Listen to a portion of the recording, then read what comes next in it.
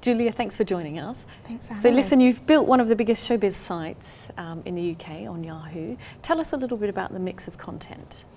I think the mix of content stems from the fact we've got a very, very broad audience. So we have, coming from the Yahoo homepage, a very sort of huge mainstream audience who love their celebrities but probably wouldn't want to admit that they love them.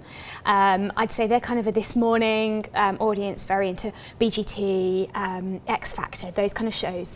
They'll follow the mainstream celebrity stories. They'll be interested in the A-listers and the kind of Kim Kardashians of the world. Katie Price, quite a lot of British celebrities like that, kind of stalwarts. And again, they're probably not going to share those stories. They're probably going to click on them, and it's a little bit of a naughty kind of check in between doing other things.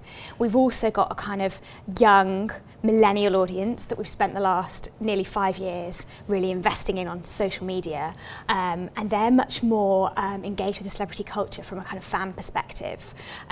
We see that, we see them coming in largely from Twitter, actually, and also from kind of newer avenues like Tumblr, Snapchat, where they are obsessed with a band like One Direction or 5 Seconds of Summer, or perhaps one of the teen movies, and they will follow us for that exclusive access, and they'll be far more engaged with the content, and they'll be really wanting to kind of contribute to our content generation, providing us with questions, replying and really getting involved in our stories. So it's a kind of two-way audience, so our content mix reflects that. So we will tick both boxes. The dream is obviously to create a story where both audiences are equally interested, and I think we have achieved that along the way. We had a big One Direction interview at the end of the year where we were able to talk with them about the naked photo leak, which the mainstream culture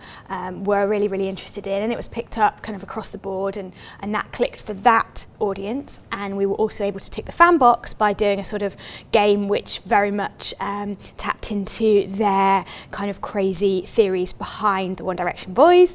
That went mad. They really sold a story for us. They were creating GIFs, they were creating all sorts of kind of extra content off the back of the interview, and it just spread like wildfire.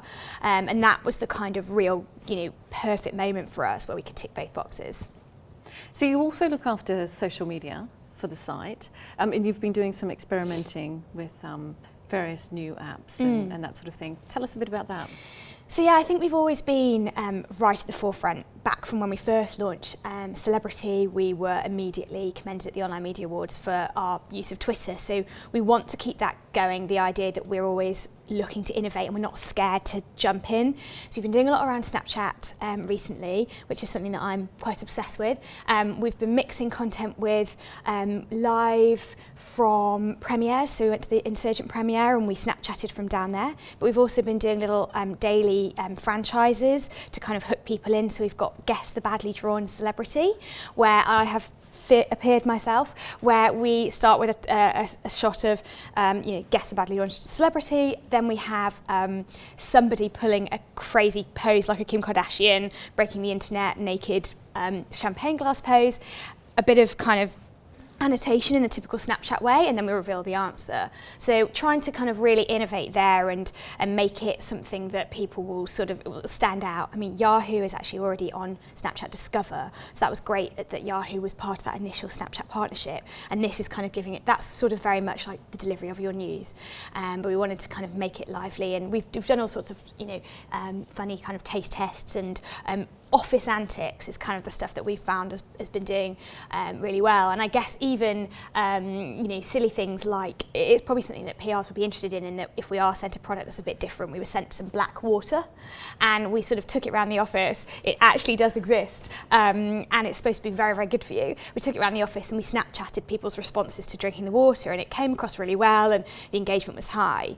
The other new app that we've been very excited about is Periscope. We love Twitter anyway, and we briefly jumped on Meerkat when everyone did, dropped it pretty instantly once we realised kind of Twitter's Periscope was a bit more user friendly. Love the hearts, and we've just been trying to really innovate with that. I've done a lot of kind of experimentation.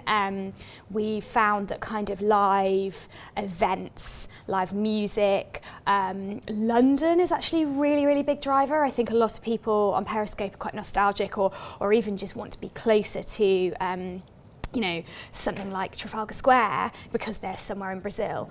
And we are going to do raw baby periscoping because it's, you know, people want to be down at the hospital, people want to really see that moment. So yeah, we're having a lot of fun with the new apps. You work with PRs on a regular basis as well. Tell us about your relationship with them.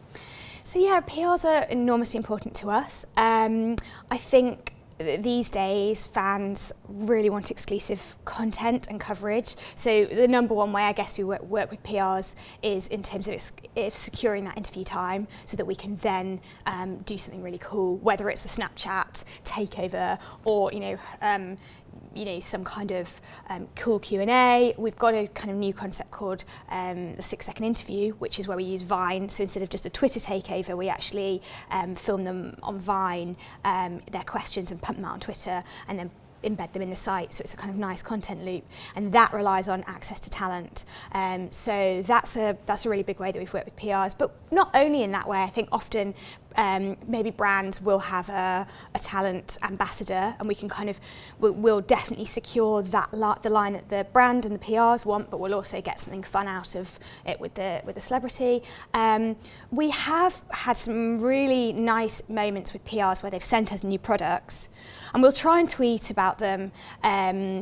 Nikki on our team did a really fun thing with the new Cadbury's sort of 7 ways bar, where she went around getting everybody to play Russian roulette with the bar to kind of guess exactly what flavour they were going to get, and it made it really fun. The article clicked hugely because it was just a different angle rather than actually just saying, here's a new chocolate bar, this is really interesting. It was actually like, we played Russian roulette, what happened? And it was embedded vines, and so it was interactive. So yeah, I guess we're, especially in the social side of things, because we're always looking for new and different content. Try us. I mean, recently Hotel Chocolat sent us a massive box, and Nikki basically we filmed Nikki on Periscope, so either Periscope or Meerkat, opening the box, because the intrigue of what the hell was in there, and that was just really engaging. So it could be something really left field, like a box that actually just does appear on our site. It can never be predicted, but yeah.